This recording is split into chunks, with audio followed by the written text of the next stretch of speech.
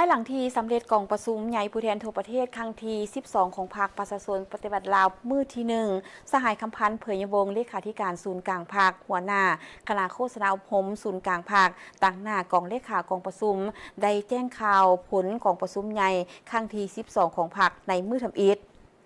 สหายคำพันธ์เผยยวงศ์เลขาธิการศูนย์กลางภาคหัวหน้าคณะโฆษณาอบรมศูนย์กลางภาคต่างหน้ากองเลขากองประชุมได้แถลงข่าวเกี่ยวกับผลสำเร็จของกองประชุมใหญ่ผู้แทนทั่วประเทศว่ากองประชุมใหญ่ได้ไขขึ้นอย่างเป็นทางการโดยมีผู้แทนสมบูรณ์เข้าร่วมทั้งหมด835สหายหญิง123สหายและผู้แทนหับเสริญ384สหายในมือทับอิฐกองประชุมได้รับฟังและรับพ้องเอาเอกสารยุทธศาสตร์ที่สำคัญของภาคและของชาติคือการกล่าวสุนทรพจน์ไขกองประชุมใหญ่ของสหายทองรุนศรีสุริตเลขาธิการใหญ่ประธานประเทศแห่งสาธารณรัฐประชาธิปไตยประชาชนลาวได้รับฟังการรายงานเกี่ยวกับโครงการการเมืองฉบับที่3ของพรรคได้รับฟังการรายงานการเมืองของคณะบริหารงานศูนย์กลางพรรคสมัยที่11ของพรรคได้รับฟังแผนพัฒนาเศรษฐกิจสังคมแห่งชาติ5ปีครั้งที่11 2026 หา 2030 ได้รับฟังห่างกฎระเบียบพรรคฉบับปรับปรุงสมัยที่12ของพรรคการดำเนินกองประชุมใหญ่ในมือทมิตนี้แม่นได้ครับห้องเอารายเอกสารที่สำคัญของพรรคคือผู้แทนกองประชุมใหญ่และก็แขกเข้าร่วมกองประชุมได้รับฟัง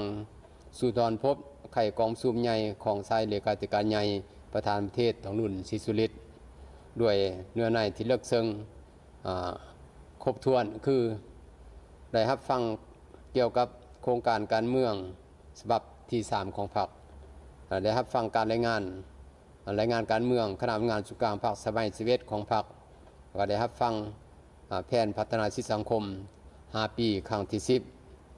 ระยะ 2026-2030 และก็ได้รับฟังการรายงานห้างกฎระเบียบฉบับปรับปรุงสมัยที่12ของพรรคพอเดียวกันนั้นก็ได้รับฟังการประกอบกิจกรรมเห็นของพรรคของบรรดากระทรวงองค์การและท้องถิ่นจำนวน10ภาคส่วนและก็สุดท้ายกองประชุมได้รับห้องเอาบรรดาเอกสารต่างๆอย่างเป็นเอกสารกันเป็นต้นแม่นห้างโครงการการเมืองฉบับที่3และห้างรายงานการเมืองกองประชุมใหญ่ครั้งที่12ของพรรคและห้างแผนพัฒนาชีวิตสังคมครั้งที่10และก็ห้างกฎระเบียบฉบับปรับปรุงของพรรคประชาชนปฏิบัติลาวสรุปแล้วกองประชุมครั้งที่12ของพรรคในมือทมิตแม่นดำเนินไปด้วยบรรยากาศที่ดีและก็มีความรับผิดชอบสูงมีเนื้อในสมบูรณ์และก็รับประกันด้านกฎระเบียบของพรรคประชาชนปฏิบัติลาวได้กำหนดไว้พร้อมนี้ได้รับฟังการประกอบความเห็นของต่างหน้ากระทรวงองค์การทั้งศูนย์กลางและท้องถิ่นจำนวน10ความเห็นสุดท้ายกองประชุมได้รับพ้องเอาบรรดาเอกสารต่างๆอย่างเป็นเอกสารเป็นต้นห่างโครงการการเมืองฉบับที่3ห่างรายงานการเมืองสมัยที่11ห่างแผนพัฒนาเศรษฐกิจสังคมครั้งที่10และห่างกฎระเบียบฉบับปรับปรุงของพรรคประชาชนปฏิบัติลาว